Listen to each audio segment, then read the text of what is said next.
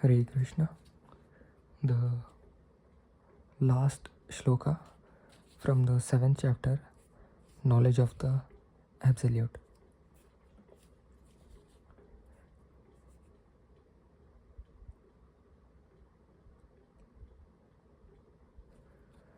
Sadhi bhutadhi daivam mam sadhi yagnam cha ye viduh prayana kale pi cha mam te vidur yukta chetasa. Those in full conscious of me, who know me, the Supreme Lord, to be the governing principle of the material manifestation of the demigods and of all methods of sacrifice, can understand and know me, the Supreme Personality of Godhead, even at the time of death. Purport: persons acting in Krishna consciousness are never deviated from the path of entirely understanding the Supreme Personality of Godhead.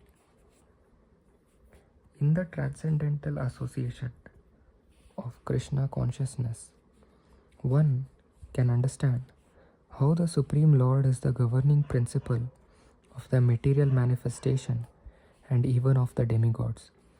Gradually, by such transcendental association, one becomes convinced of the Supreme Personality of Godhead, and at the time of death, such a Krishna conscious person can never forget Krishna.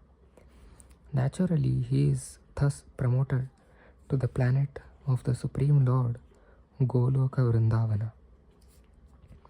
The 7th chapter particularly explains how one can become a fully Krishna conscious person. The beginning of Krishna consciousness is association of persons who are Krishna conscious.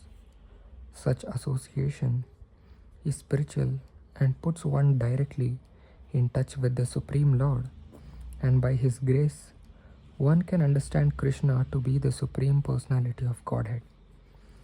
At the same time, one can really understand the constitutional position of the living entity and how the living entity forgets Krishna and becomes entangled in material activities. By gradual development of Krishna consciousness in good association, the living entity can understand that due to forgetfulness of Krishna, he has become conditioned by the laws of material nature.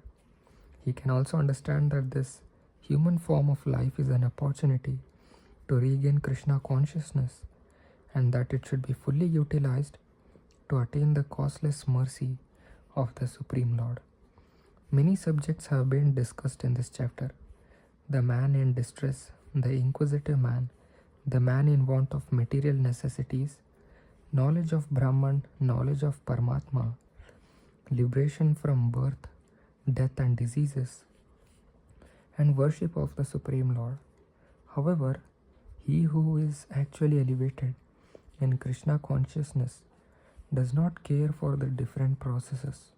He simply directly engages himself in activities of Krishna consciousness and thereby factually attains his constitutional position as an eternal servitor of Lord Krishna.